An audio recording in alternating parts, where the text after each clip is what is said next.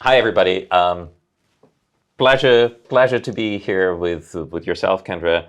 Um, I'm Tarnovsky. I'm with Indigo, and I lead two areas of work for the company.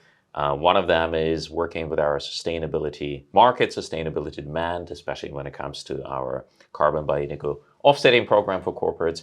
And also, I look after taking our programs globally. And big pleasure to be with you for that conversation about how corporate buyers look at regenerative agriculture, what they expect. But would be great to have your introduction. Well, thank you for having me, Roman. I'm thrilled to be here. Kendra Pedley. I'm the U.S. Food and Beverage Sector Lead at Quantis. Quantis is an environmental sustainability consultancy, and we help our clients go from business as usual to business at its best. Broadly speaking, as the U.S. Food and Beverage Sector Lead, I oversee our team of consultants and strategists who are really designing and delivering the sustainability strategies for the clients and companies we work with. Fantastic. And look, this is a perfect segue to where I thought we could start the conversation. Would be great if you give kind of broad context. How do companies look at sustainability? How do companies look at their role in the climate change? How do they go on a journey to do something about it? Well, the encouraging thing is that I've seen so much more of an uptick of companies really looking at their strategies, what they're doing, and making sure that they're doing it in a credible way. And so there are, of course, the early adopters, like anything. And so there are companies who are really looking at their climate strategy and how they're going to tackle net zero, if that's even right for them, in a way that has started in a very nascent space that has grown very much into, okay, this is challenging. How can we get there? There are gaps. We know where our data is, and we know how to use it in a way that can be actionable. And so we're seeing a lot more of that. And like I said, the people who are knocking on our door saying we need help is increasing. So that's very heartening. That's encouraging. So in your experience, what is the biggest driver? What motivates the company to make that first step and either call Quantis or decide to start making that change? It's maybe threefold. The first is, I think a lot of companies at this point, and again, the sustainability industry is consistently evolving, consistently iterating. But at this stage in the game, and I'm excited to see where the future goes, but companies are realizing, oh, this is good for business. This is really good. This is what we should be focusing on in terms of creating some resilience within our supply chains. I think the year 2020 really shined a light on a lot of the issues that having a vulnerable, let's say, supply chain can bring to a company, and really create a lot of chaos. So it's good business. It's also the right thing to do, and I think that is the second and third fold of this. There's getting consumer pressure in the public company space. There's a lot of investor pressure as well too. So there's a lot of points coming in at a particular company that's causing them to act. And we're seeing a lot of the same and talking with the buyers. But I would love to play something out. It would be very informative how a real company would go through the process. So if I'm a company A, B, C, and I decide that with any of the drivers you've just mentioned, I really want to get on a sustainability journey, where do I start? What are the questions I'm going to be asking myself? And there will be a lot of questions. But the first way that I like to guide our clients and the companies that come to us, who especially are starting kind of from scratch, those tend to be my favorite companies too, because there's so much that can be done. But what we at Quantis really like to ground ourselves in is the data and the science. Let's assess. Where are you at? That is what Quantis is really good at. That was the bedrock of our company. That is what we were founded on, going incredibly deep into the data and really getting our hands around, here are your hotspots. Here are the places where you're at most risk for biodiversity loss, for instance, or here's where you're at most risk for, there's a lot of carbon emission in this particular segment of your company and your business and your scope, however you want to slice it.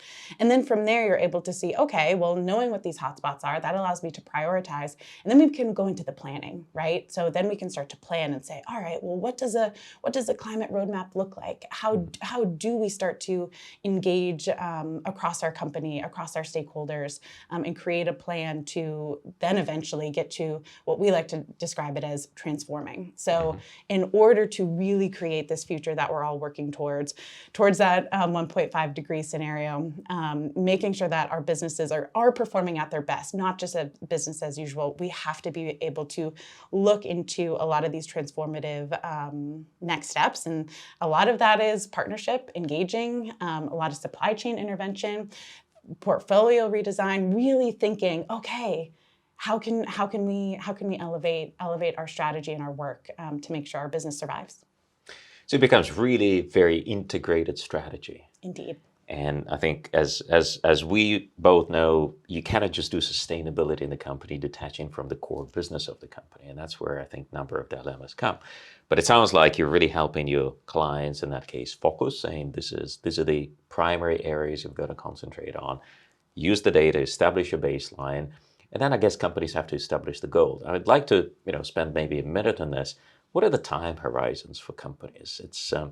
It's very often a tough one because we need change for the planet now. And yet this is where the biggest trade-offs with the ongoing business of the companies also come in. So how do you go through this type of trade-offs with your clients? Yeah, I mean, broadly, like just for high level, we got to have a short and long-term goal, and some medium-term goals is there as well. But really making sure that the buy-in and creating that excitement and that we're really digging in on this, that can exist in the short term, so that people can really start to understand and really embed a lot of the strategy that you're talking about. It needs to be integrated. Sustainability cannot be a bolt-on. So that means we need to tailor a lot of the short-term goals and initiatives to a particular function within the company. Logistics, you're going to have your own goal that's related to sustainability, and it's going to roll up into this hotspot. Same with procurement and things like that. And then more broadly, when we start to look at, okay, should we be making a 2030 goal, 2040, 2050? What does this all mean? Ultimately, the guidance that we give our clients is let's see where you're at against your peers and where you want to step into a leadership position. In a lot of cases, if you're like a company is really wanting to step forward and say, oh no, we want to be the leaders in the dairy space on our particular climate goals, make them more time bound. That can help guide the decision making around that as well. Very interesting. A lot of things to jump in there. Yes. But maybe if we just take this a little bit more specific to food and beverage and fiber space. So companies for whom agriculture is a key input in their supply chain. Correct. And surely a key input in their overall carbon or greenhouse gas footprint. How do you see companies looking at the role of agriculture in their sustainability strategy? Where does it come in what order of priorities in your mind? Yeah, agriculture is both very exciting and daunting at the same time for companies. Exciting in the sense that it's a huge lever in terms of the opportunity to reduce emissions and the opportunity to make real impact and at scale, especially when we start to get to the really large companies who are huge players in the agriculture space. So that is really exciting. It's daunting in the fact that this is new space and how to get there, how to get obviously to the end goal. There's also how are we going to talk about this in a way that's credible? How can we measure and track progress effectively? And this is back to what we talked about earlier. This is the thing I find most exciting about sustainability, but that's also a challenge. Things change so quickly. Guidances change very quickly. There is constant fine-tuning and refinement in the industry that guides companies to be credible in how they talk about their work, and also guiding them towards, okay, these are the types of interventions that you should be pursuing. So that is that's where agriculture comes in. So this is where I think we get into very, very deep topic as well. So as you say, and I think we very much share this both as Indigo, but also as a company that stands on the side of the farmer. Agriculture is a big opportunity to provide a scalable and immediate solution to the climate change. companies see this, but you also rightly say this is daunting. So standards are not clear. What are the other barriers you see companies struggling with this, in making agriculture a fully actionable solution for them today? There's a few. One of the ones that first springs to mind, of course, is definitions. Even when we talk about regenerative agriculture, as of right now, there's a lot of different definitions of agriculture and regenerative agriculture, and a lot of them say the same thing here and there, and there's a ton of overlap, but they're not all moving towards the same aligned definition, and that can be tricky, and that can also open up unintentional kind of missteps for companies if they're not talking about regenerative agriculture in that credible way, or in a way that really can fortify the strategy that's behind it. So that's number one.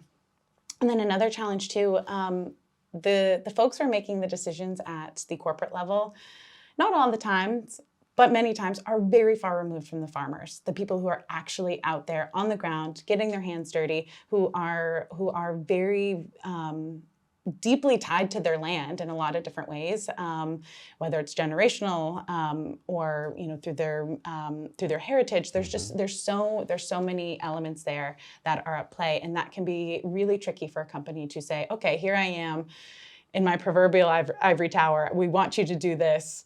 And then here you have this this farmer who's like, I know my land best. I know what to do. And there sometimes can be that tension there. And a lot of times I find that the end goal is the same, but it's making sure that you can communicate with all of the stakeholders and parties involved in order to move forward. Very helpful. So it's not easy for companies. It's uncertainty. Change always needs to be managed by a company. It needs to be part of an integrated strategy. And as you say, in addition, I think very often companies in food and beverage space, especially the branded companies, they don't necessarily have a direct connection to every farmer. They work through a fairly long value chain. And so creating that impact in a long value chain that they don't fully control, nor can, nor should they, necessarily is difficult. So maybe just, you made a great segue into how farmers look at this. And I would love to talk about maybe the experience both Quantis and your clients have in actually working constructively and positively in creating that change at a particular farm, in a particular field, in a way that you rightly say is very relevant to the farmer in that particular moment. Would love to hear some success stories there. Yeah, it's a very exciting time, and I think there's back to a little bit about how sustainability has grown. A lot of folks' sustainability literacy, or how they feel comfortable talking about sustainability, has really grown, which has been great because that allows us to share a common language about how we talk about the work. I think there's a lot of really great examples out there. General Mills is one with a lot of the work that they've done at White Oaks Pastures, which has been a big regenerative agriculture push on their side. There's also a lot of great work. Of course, Nestle is investing, I think it's 1.24, depending on the exchange rate, $1 billion into regenerative agriculture. And so we're seeing companies really start to invest in this in a way that's really meaningful. I mean, that is a very, very significant. And then I'm starting to see too a lot of companies who are building out their regen ag departments. And so you have folks who are able, PepsiCo is a really good example. They have a regenerative agriculture team that is able to work directly with their farmers and say, okay, taking this localized approach from where you are here is going to have a different strategy than somebody in maybe not the domestic US. So I'm seeing a lot more of that, and ultimately I do believe having that localized approach for companies, especially when they're big multinationals, is going to be the key to success, and making sure farmers feel heard and are not just given a blanket directive of do X, Y, and Z practices. Yeah, and I totally agree, and I think this is critical. So it's very encouraging to see leading, very often pioneering companies. Love the word invest. I think this is so central, because invest means they commit to this. This Right. really becomes a way to execute the strategy. And as you know, Indigo does work with number of companies that you've mentioned here. One of the key things, though, is it has to be relevant to the farmer. And so where where I can also see one of the challenges is that farmer grows different crops in the same field. In fact, they should. It's good for the soil. It's Right. good for productivity of the soil. You have to rotate crops. And so when a food company comes in, it's very often interested in one particular crop and that potentially 4, 5, 6 year long crop rotation. This, I think, is one of the challenges, and what I think we need to be all collectively thinking about is that very integrated approach, and that allows the farmer the right solution in that field for the crop that they're planning to grow. And the solution may be different in a particular year. How do you see companies, some of your clients, addressing this crop rotation challenge? Yeah. Excuse me. I love this question. And this is actually one that I love to push back on my clients a little bit too, because there is that, and I get it, there's that innate, but we only need this crop, and this will impact the way that we're able to source and all of the things, all of the myriad of issues that kind of come from procurement, right? And so what I like to recommend to our clients is to really think about, okay, if you have particular climate strategies, is your strategy including ways that you go outside of business as usual? Because if it doesn't, you're not setting yourself up for success. You need to start thinking about, okay, how can I go beyond business as usual? How can I potentially integrate different varietals of crops? I know there are, beverage companies are a really good example of this too. When you think of, okay, say you have a cranberry juice supplier. Potentially as growing seasons shift, and as we also see them progressively get further and further north with climate change, there's also the introduction. Okay, what about lingonberries? Like, what about that? That could be an option too. How could we integrate that potentially into the portfolio? Maybe it's not a full standalone beverage, but maybe it's integrated somehow. Very similar antioxidants, and so things like that have that creativity, that you're focusing, of course, on mitigation. That's what we always say to our clients. We want you to focus on reducing your emissions, but there's also the reality of needing to adapt as well. And I think the companies who aren't focusing on the adaptation and or adaptation rather, and aren't thinking about ways that they can adapt their portfolio to climate change, they're going to be left behind a little bit. It's fascinating. I think what you bring out is that not only is it integrated, people need to think about it as adjusting their product and innovation cycles. They've got to be very creative. It also sounds to me that a real success in a transformation would actually require food and beverage companies to think not just of consumers as their core customers and their partners in the retail and channel, but also farmers to be seen as customers to this. And in a way, adapting the way companies go about procurement, what they expect from their inputs in their supply chain, but also addressing what farmers need. Second thing that strikes me, and why I think it's particularly important as well to take that angle, is that when farmer makes a change, they make a change, as you said, for generations to come. This is their land. This is the land that they basically pass from generation to generation. And so how do you see companies creating that long-term connection with farmers? I think the word that comes to mind for me is risk, right? Risk is always on the top, the front of the mind of farmers. I heard a farmer that I had the pleasure of speaking with is farmers remember their worst year, their best year, and last year. And that inherently is due to a lot of the risks that they faced in maybe the toughest years. And then they look at their best year and say, okay, what can we learn from this? How can we get in front of this in the future? And so I would say really making sure that the farmer feels taken care of. Farmers are burdened already by so much, and I think this is where we're at this inflection point a little bit as technology starts to catch up with where the market wants it to be in terms of satellite imagery and on-field soil testing and things like that are eons beyond where we were even 5 years ago. A lot of farmers are getting inundated with, okay, I got to fill out this form and do this and figure out this soil sample. And that's a lot. That's a lot. There needs to be some sort of risk sharing with a farmer in order to make them feel taken care of, whether that's monetary, of course, but maybe there's other options out there too. And that's something that I think companies really need to make sure they're prioritizing and focusing on, because farmers are the foundation. And I think this is exactly where we see both Indigo and our partners are providing a key part of the solution. Because I think in reality, the business of food companies is to provide nutritious, healthy, valuable food to the consumers. It's very difficult to create connection with billions of farmers around the world. So there has to be reliance on platform partners. There has to be reliance on the existing agricultural chain. And I think you said a key thing. What is important to the farmer in making a change is a few things. It's having the trust that if as and when they make that change, that somebody has their back, that they can count on the support, and they know they will be made whole. They will also make money out of making change.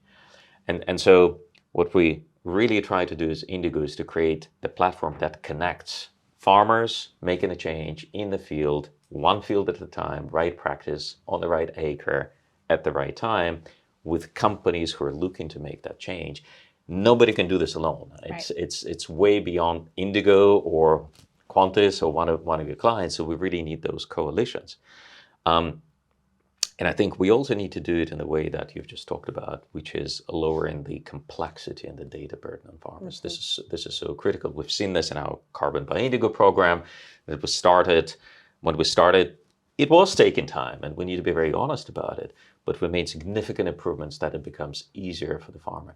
Data is so critical, isn't it? And I know this was one of the very first things you said is how you start with your clients. And in the end, data is there to demonstrate in a credible way that the change has been made. Mm-hmm.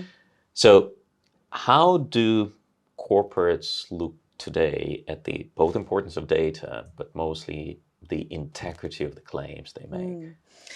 Yes, data is obviously crucial to the work that we do. It helps direct us and gives us that insight and helps us make really informed decisions and helps us guide our clients as well. The other tricky thing about data and modeling too goes back to sustainability in the industry constantly iterating and evolving. Data also can do that too. You can increase the resolution of your data as you get more of it, as the way that you collect it gets better. There will be gaps the first time you ever do data collection, no matter what you are doing. And then the goal is the next year you get better, and the next year you get better, and there's that constant improvement. And one of the big shifts that I would like companies and leadership in particular to think about is remembering that there is going to be that constant fine-tuning and resolution. And yes, numbers may look slightly different, but let's focus on the direction and where we want to go instead. I think it's very easy for leadership to really sink their teeth into a particular number.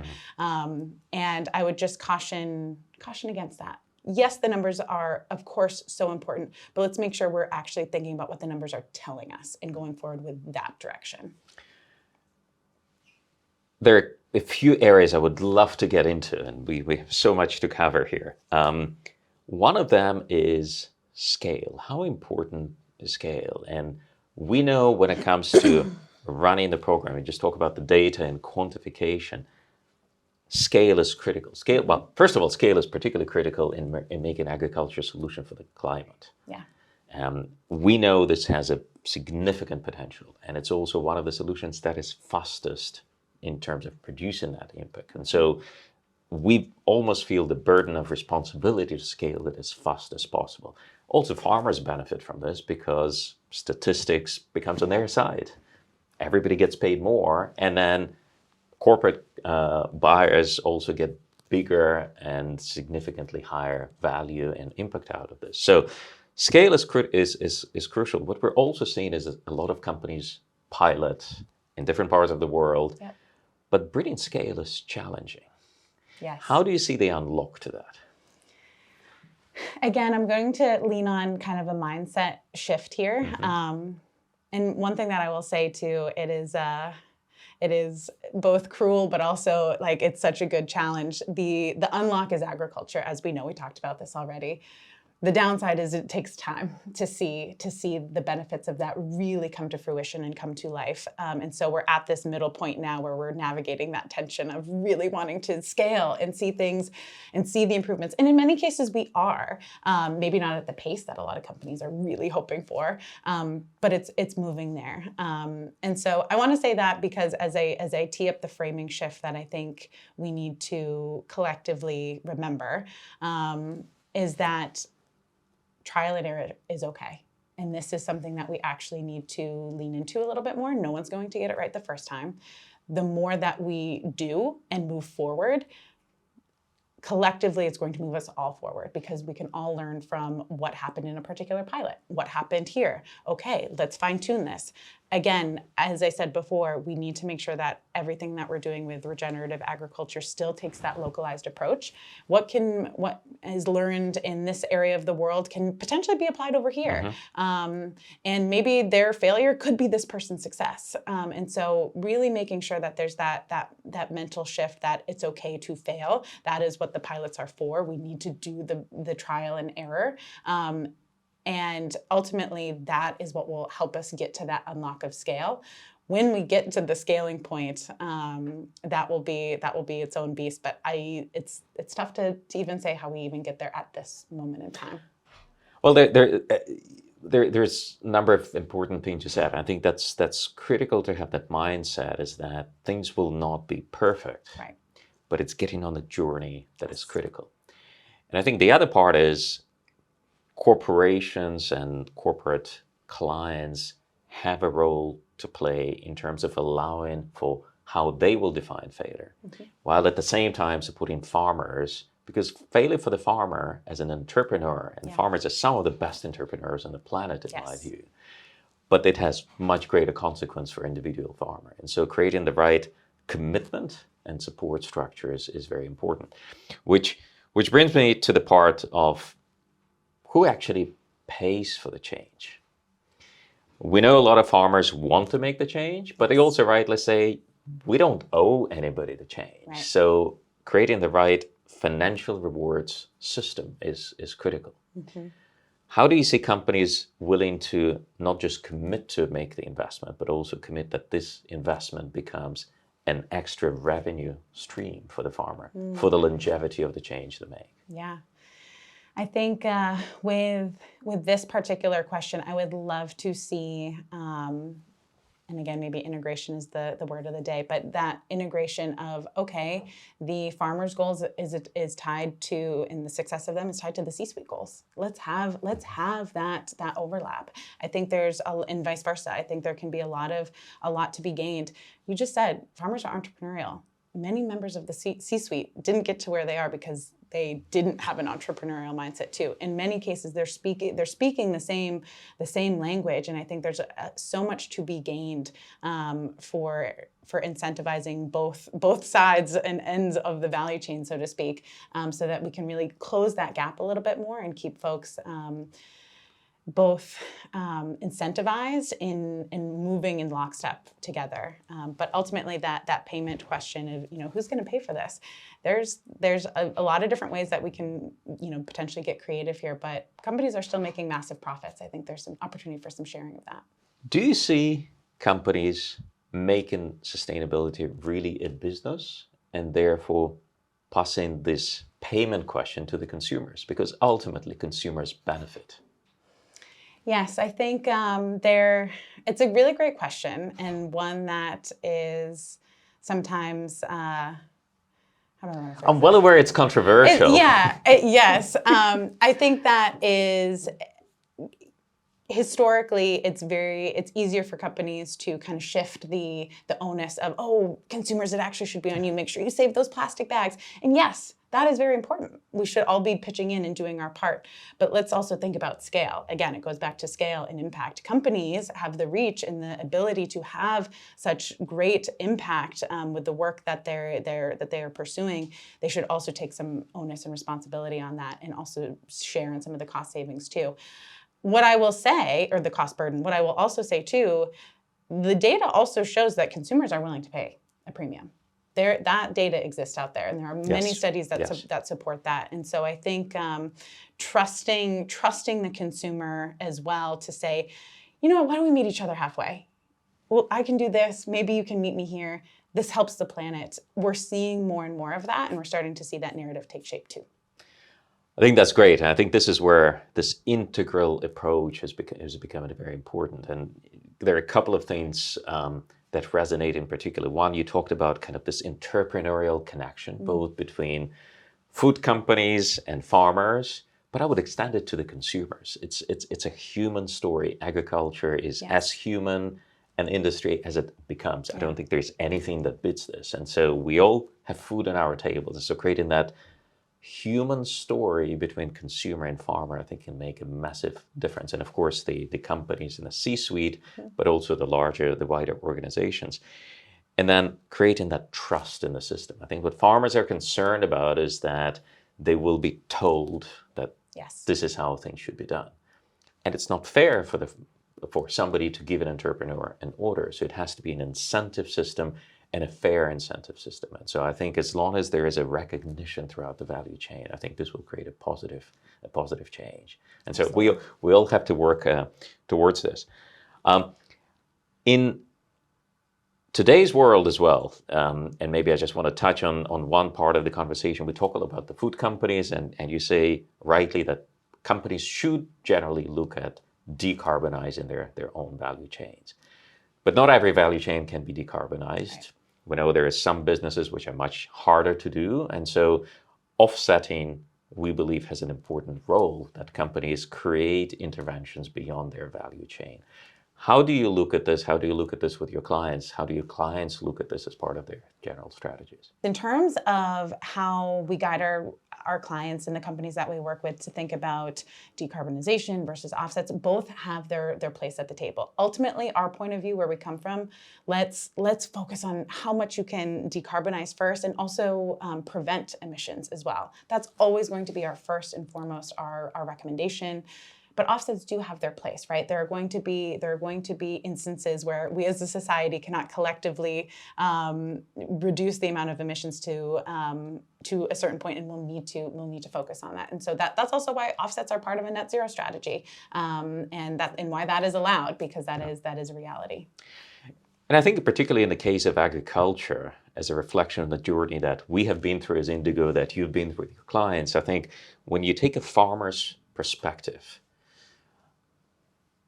I don't think there is a real choice between, is it offsets or is it your decarbonization of supply chain? Because both are important. When you look at it from the field and farm standpoint, people grow different crops on that field. Different crops have different off-takers, and some crops do not have an obvious off-taker just because of the way value chains work.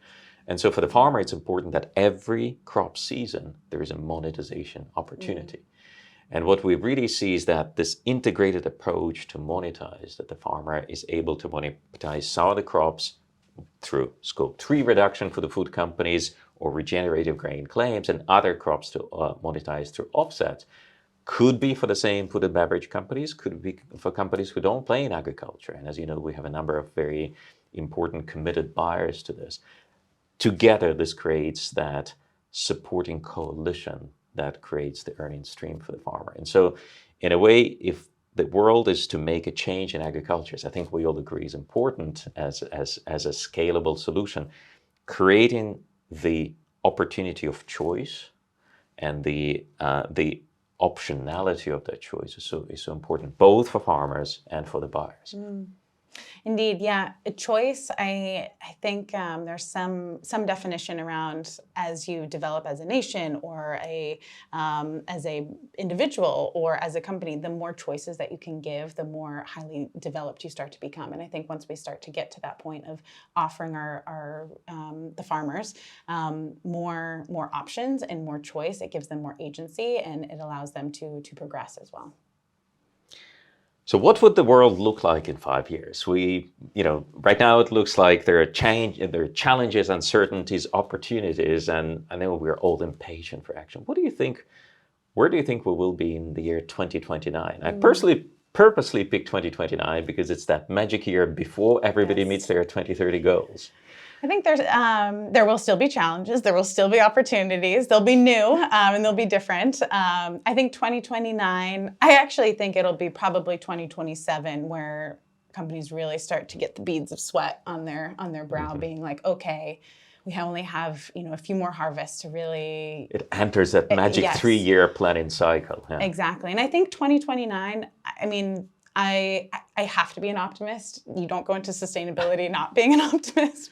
So I have to think in 2029 we will have seen some really great progress and some really great forward momentum that can, who knows, maybe this is our generation that we end up being the giants that other people stand on top of, right? We do so much, and so many of the farmers in the companies who are really out there, tip of the spear, this is very unknown, novel territory. You've never been here before.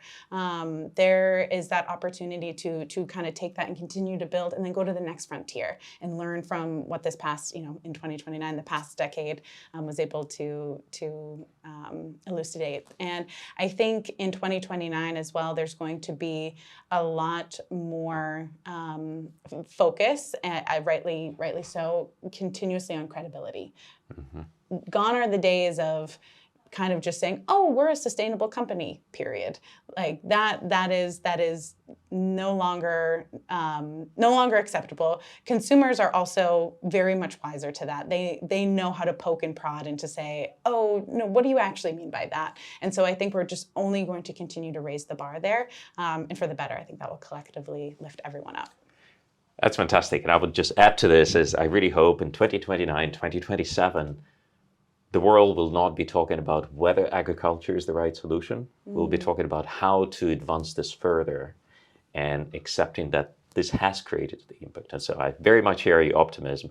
There are two businesses and two lines of work which are very passionate. One is farming and the other one is sustainability. I think, doing both is a fantastic opportunity for all of us, both in Quantis and Indigo. I think we're companies of passionate people, and I think it's great to take this out to the world. Indeed. Thank you very much, Kendra. Thank you. Thank you for having me.